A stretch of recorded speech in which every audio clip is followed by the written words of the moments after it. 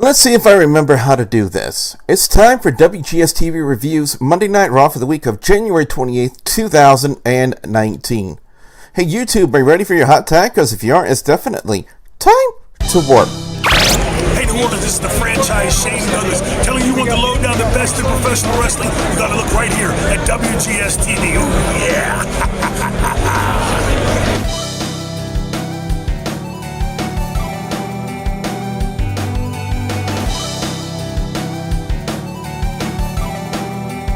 What's up, guys? I am the Wrestle Gamer. Welcome back to WGS-TV right here on YouTube.com. And I know it's been a while since I've done a review, mostly due to too many people being in the home where I used to live and little kids screaming around, but that situation has changed dramatically. I'm on my own now. There's no kids here, nobody else. It's nice and quiet, which is perfect for creating content over here. Joining me on the review this week, ladies and gentlemen, you know him as our good old friend here, the owner of Hardcore Wrestling Radio over on Facebook.com/group/HWR chat room. You know him as Rickhead. Rick, how you doing? Well, I'm doing good, and it's been an interesting weekend for WWE with NXT and, of course, the Royal Rumble. Yep, with the Royal Rumble being in the books, Seth Rollins is the winner of the Men's Royal Rumble, with Becky Lynch winning the Women's Rumble. So just what would the fallout be on the Raw side of things? To answer that question, let's talk about Raw.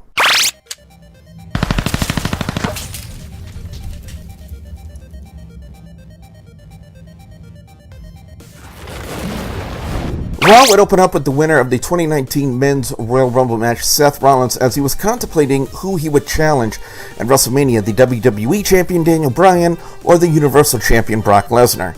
And I gotta say, Rick, the crowd in attendance was purely in favor of Rollins challenging Brock Lesnar by the chant of "Slay the Beast," wouldn't you think? It was, and I think it's going to be a good match, but also you got to wonder if Seth Rollins can actually rise to the challenge, or if WWE is going to let the Universal title go on another vacation. Triple H would come out talking about how much he believed in Rollins, going from challenging him to step his game up to winning the Royal Rumble match. He would also make the announcement that Rollins would have to make his decision by the end of the night as to who he would challenge, as Becky Lynch will make her announcement on SmackDown Live. Dean Ambrose would come out to play party spoiler and get in the face of both the Game and the Kingslayer, as Ambrose would make the challenge to face Rollins one-on-one, to which, after being verbally berated again by the former Lunatic Fringe, Triple H agreed and called for a referee. Overall, I gotta say the match was quite good, Rick, if I had to be honest. Absolutely. We have these two guys who, they've been, in tag teams together. They have feuds. So the chemistry, without question, is going to be very good. So I always like to see those two work. Just to go off topic a little bit, there's rumors that Dean Ambrose could be leaving the company. Hopefully that's not the case, or the WWE and him and the Rollins can go to Ambrose, can come to fruition and work things out. They would play up the angle that Rollins has never beaten Ambrose, which led to the match being made. And like I said earlier, a good start to Raw as the finish of the match was Rollins hitting the Stomp on Ambrose to pick up the win. After the match, Ambrose was visibly upset in the ring. While they were doing that, WWE would begin promoting the Women's Tag Team titles and the qualifying matches that were starting. And I gotta say, overall, great start to Raw, wouldn't you say, Rick? The tag teams, absolutely. Like I said, I've talked several times. I'm really not a big fan of it. The women's tag team championships, we need to see a lot more women. But I have to say, yes, it was a great start. It has showing me some promise. Now, when we came back from commercial break, Ambrose was still in the ring, and apparently he had something to say until he was interrupted by Nia Jax and Tamina. Nia would get in his face, and as he turned his back to face Tamina, Nia would get in a cheap shot to the Lunatic Fringe, who was stopped from going back into the ring by a host of officials. Now, what they're doing now with Nia, I don't know. But the first qualifying match was Nia and Tamina taking on Alexa Bliss and Mickie James, who cut a somewhat bad promo, which kind of indicated they were back to fat-shaming Nia and Tamina in a sense. I don't know where they were going with that, but from the way they worked the match with Mickie and Alexa, Rick, they were working the match as faces. I wouldn't necessarily. I mean, they were and they weren't. I think again, it was heel versus heel. Nia Jax still has that kind of like, a huge person. Where she doesn't give a shit. She'll go through anybody. She even entered the Men's Royal Rumble. There are speculations that was kind of a teaser to see if they can have intergender actual wrestling matches, but. They went on to go to win the match, and I got to give kudos to them. Yep, it was a double Samoan drop from Nia to both Alexa and Mickie, and they pick up the win and they advance to the Elimination Chamber. After the match, we would see a video promo from Kurt Angle talk about his upcoming match with Baron Corbin. And up next was indeed that match with Corbin and Angle, and as usual, Corey Graves began selling on commentary on how great a person Corbin was, as Cole and Renee continually refuted him over and over again by blaming Corbin for the poor ratings for Raw, when we all know who's to blame for the poor ratings on Raw, and his name begins with a V.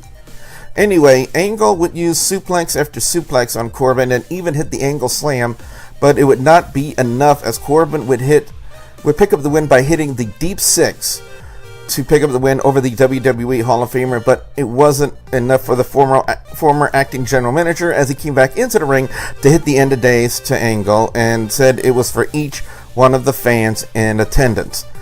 Now, backstage, we would see Finn Balor walking gingerly, getting high fives from first Heath Slater and Rhino, and then walking by heavy machinery, don't get me started, and then getting a hug from both Sasha Banks and Bayley. And Rick, I want to conclude this part of the segment by saying I may be in love with Asuka, but I still want a hug from Sasha and Bayley. You know what? Absolutely. Doing a triple threat match with those two, without question, would be a very good time. But I want to talk about the commentators for that particular match, because as you were saying, they were bickering back and forth, and it seems to be they're making it more about the commentators than it is about the match. For a long time, I thought Renee Young being a commentator would be a really good thing, but the way they're using her is not doing her or the commentating team any favors.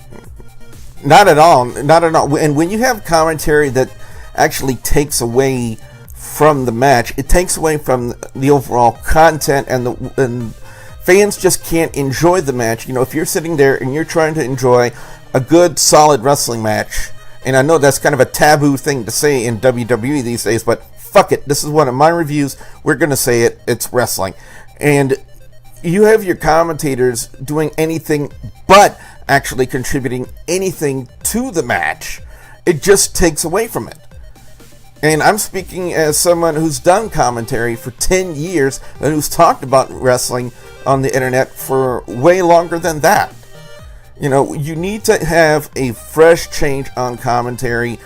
And right now, with WWE's current crop and current combination of Cole, Graves, and Renee Young, it's not getting the job done. I'm sorry if there are Cole supporters. If you're a Cole supporter, you must be like 12 years old. But if you're a Cole supporter, that's fine and dandy. That's fine and dandy if you like Michael Cole. Why? I don't know why you would like him. But the way that WWE is branding their commentary, it stinks. It just flat out stinks. And that's all I can say about it. They need better people. And one person they definitely need to be the voice of Monday Night Raw is Mauro Ranallo. He knows what he's doing on the mic. Give Mauro Ranallo complete control of doing commentary on Monday Night Raw, and I guarantee you it will be a big step up when it comes to overall content on Monday Night Raw. Believe you me. Go ahead. I absolutely agree with you. Mauro Ranallo is an incredible commentator. He talks more about the technical aspect of wrestling, where the actual commentator table that they have now. Corey Graves, I'll give credit to his due. He has the potential to be a great commentator. Unfortunately, he spends too much time bickering like a fucking 10-year-old. If he can get out of that personality and be more of a commentator, and he has, I believe, has the potential to be like a Mauro Ranallo, where he could talk about it. He's been a wrestler, so he's been there. And I think 3 people is way too much. I think it should come down to a heel commentator and a babyface commentator. Hopefully, Cole is on his way out, and I can see Corey Graves actually replacing Michael Cole somewhere in the future. You know, for the longest time on 205 Live, they did have a 2-man team. It was the guy who did the commentary for House of Hardcore, Vic. I'm trying to remember what his last name is.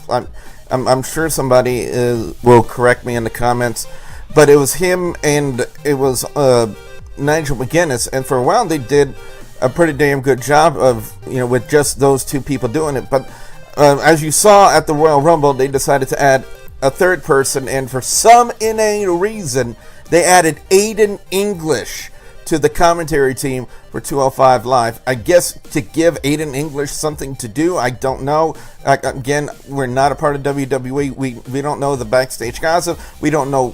We don't play any factor into the decision makings behind WWE, because if we did, Michael Cole and Tom Phillips would be on their fucking asses looking for another goddamn job right now, to tell you the truth. But anyway, up next we had Finn Balor made his way into the ring to talk about what happened with him in the Universal Championship match with Brock Lesnar, and said that he was holding his head up high.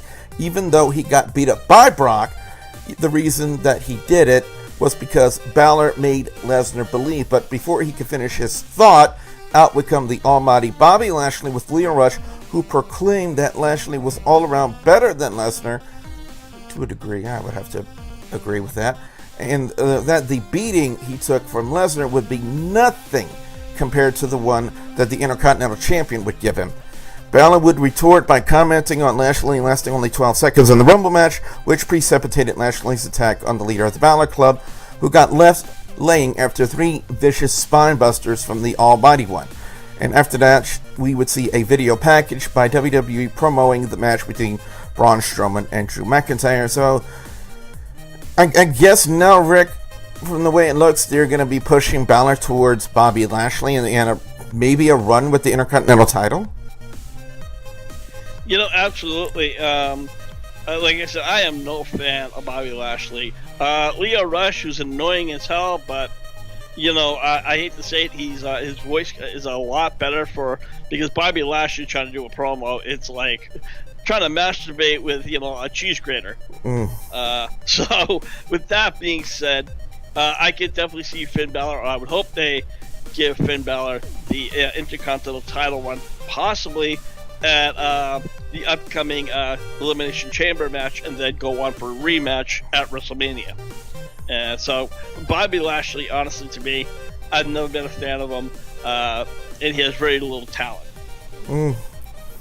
Yeah, I'm pretty sure there are a lot of people out there who would agree with you with that statement. Up next, it was the Revival taking on Curt Hawkins and Zack Ryder. There was a small video package of them going back to when they were the Major Brothers, to when they became associated with Edge and became the Edgeheads, and even made mention of their success as tag team champions in the past. So it was kind of being played up as Hawkins might be snapping the streak, but those hopes and dreams were dashed by the Revival as they hit the Shatter machine on Hawkins to pick up the win, as the losing streak for Hawkins remains intact. Backstage, Daniel Bryan would make the statement that if Seth Rollins picks him, that he and Eric Rowan, which we will talk about later tonight for the SmackDown Live review, would end all of his WrestleMania hopes and dreams. And one last question about this whole segment, Rick. Anyone else notice the huge shiner on Daniel's face?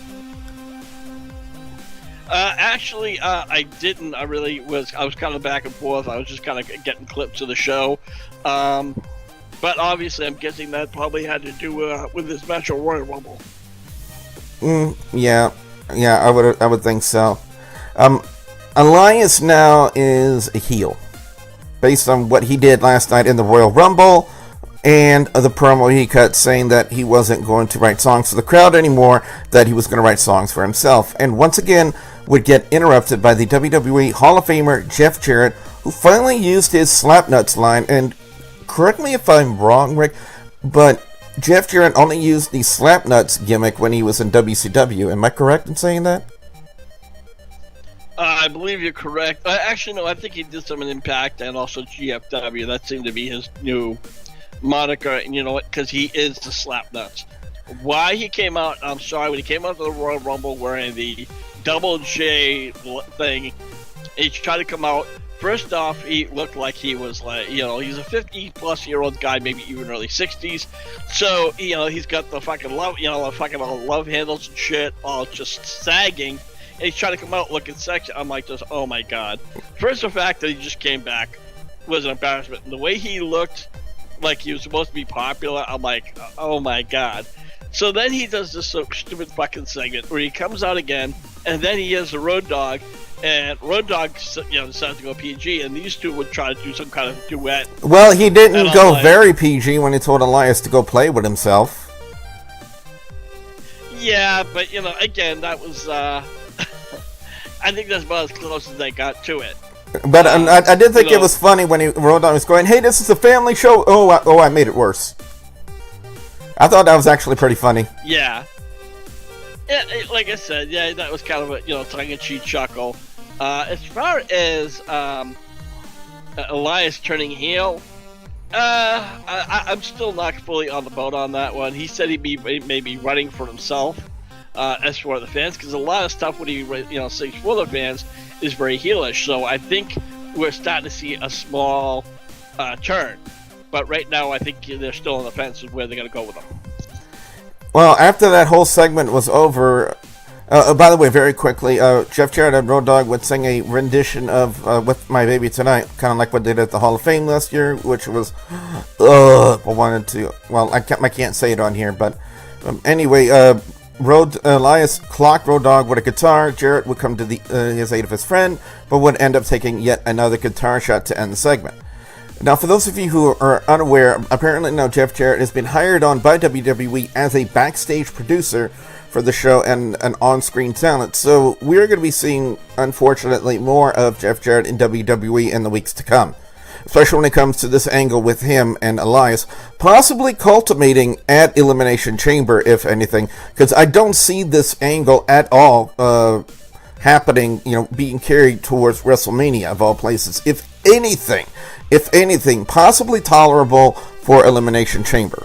But after that, backstage, Natalya was getting ready for her tag match when her partner Dana Brooke came into the shot, saying that she was going to try her best, and then made the statement that she was better than Ember Moon, who was Natalya's original pick. But it turns out Ember was injured, and that Dana was better than her, which kind of led me to think, Rick, just based on that promo, their upcoming match with the Riot Squad, wasn't going to be all that good, and it was going to be probably a very short match, to say the least. Absolutely. And I had to add one thing. I don't know if you guys caught up and went to the backstage. I saw Dana Brooke come out, and I'm like, my first thought was, did she happen to hijack Alexa Bliss's wardrobe or what? If you looked at the colors, the type of the gear, that's exactly how it looks like with Alexa Bliss. As far as the couple, regardless what it was, I'm not really a big fan of Dana Brooke. So neither am I. I guess that's Natalya. Don't get me wrong. She's a great performer. Will definitely be a legend, Hall of Famer, no question. But she always seems to be the type of person who's the pusher rather than the person who gets pushed. And to just very quickly talk about their tag match, it was a mildly unentertaining match. It saw the Riot Squad winning after a miscue when Natalya had Liv locked in the sharpshooter, and Dana was pushed into her by Logan, and then Liv would end up rolling up Natalya as the Riot Squad now advances to the Elimination Chamber for the Women's Tag Team Championship. Up next, it was Ronda Rousey, who issued an open challenge and tried to cut a promo on Becky Lynch, but it was met with a chorus of boos. So basically, in that sense, Rick, WWE said, fuck it, and sent Bayley out there, who accepted the challenge for the Raw Women's Championship. Again, I've said this more times before, and I know there's a lot of Ronda Rousey marks, but, if nobody even knew who Ronda Rousey was, she wouldn't be where she is today. The only reason right now is because she's a celebrity cash cow. She sucks on the mic. Her in-ring skills are mediocre at best, and it's taken her a year to get somewhere to that point. I hopefully that this whole run in the WWE is a very short term, because her having the title, for me, is not doing that division, the title, any favors at all. She needs to get the fuck out. Well, despite that, it was still honestly a good match for what it was, as the finish of the match was Rousey locking the armbar on Bayley, forcing her to tap out. However, it wasn't over. Much to the surprise and delight of the crowd, Becky Lynch came out and made her declaration that she was going to challenge Rousey at WrestleMania, and I did like Ronda's response amidst the boos of the crowd. Now, I like Becky as well, but I am not going to throw myself out there and call myself a Becky Lynch mark or a man mark like the 95% of the fans are doing today, because I've already declared myself to be a mark for Asuka. Anyway, backstage, Braun Strowman congratulated Rollins for the Royal Rumble, shook his hand, and told him to make the right decision as Strowman made his way out for his match. Rick, I gotta ask you, Becky Lynch has indeed become insanely popular for some reason. She's owning the gimmick. I will admit that. She's owning the gimmick of the man, making it work for her, but first off, one's going to consider, she did walk out with a brace on her knee, so we got to wonder, if it's a work or if it's part of an angle that the injury to her knee, as we saw, she did have problems with her knee at the end of the Royal Rumble match for the women's side Sunday night. So we got to wonder, how long will Becky be out? Whether it's legit or storyline with the knee. That's one thing we got to ask. And two, are you willing to jump on the bandwagon and become a Becky Lynch mark? Well, let me say this. I've always been a Becky Lynch fan. I thought that she had, she could rise up and be, a top contender, but for some reason it wasn't working. Now, the man moniker, okay, so I can see why some people kind of like it and dislike it. But when it comes to certain thing, especially when it comes to the actual character, I love it. Up next, it was Braun Strowman taking on Drew McIntyre, and the premise behind this match, or the way it was built up, was from the attack on Strowman that McIntyre was a part of that put him on the shelf, which was WWE's way of writing Strowman off of TV so he can get surgery for his arm. Now, this was basically a power versus power guy, but it got to the point where Strowman was about to get his revenge for McIntyre's attack when out of nowhere comes Baron Corbin, who clocked Strowman, but Strowman would end up getting the better of him, and then like a Mack truck ran over McIntyre. But before Strowman could give Corbin his hands, you make of that statement what you will, McIntyre would connect with a Claymore to the monster, and then Corbin and McIntyre would end Strowman's night with a double choke slam to the steel steps on the outside. So Rick, I believe right now the question we have to ask ourselves here is, what direction are they going with this? Well, let me say this. First and foremost, the fact that was a great match before Baron Corbin came in and just ruined it to all fucking shit. I really liked, I think McIntyre was one of the few people that could actually go toe-to-toe with Strowman, and for him to beat Strowman would definitely have been the next push to him. So, I really didn't care for it. I don't think that Drew McIntyre, I think he can stand on his own. He certainly doesn't need, to be with a jobber like Baron Corbin. Yep, but now finally it was time for the main event segment where Seth Rollins would reveal to everyone his decision on who he would face at WrestleMania. But before that would happen, out would come... Really, I gotta check out, I'm sorry. Okay, well, thank you very much for joining me for the review of this week, Rick. Before that would happen, out would come Brock Lesnar and Paul Heyman to basically a chorus of boos and declare that Rollins should face Daniel Bryan because he wouldn't want a fight with Brock Lesnar. But before the former ECW owner could complete his thought, out would come the Kingslayer and would get in the face of the Universal Champion, slap him, and then try to hit the stomp, but would get overwhelmed by Lesnar, who hit multiple F5s. And as Lesnar was walking away, Rollins would scream out, "Is that all you got?" which precipitated yet another F5 from the Beast to close out Monday Night Raw this week. Now it's time for overall score and thoughts.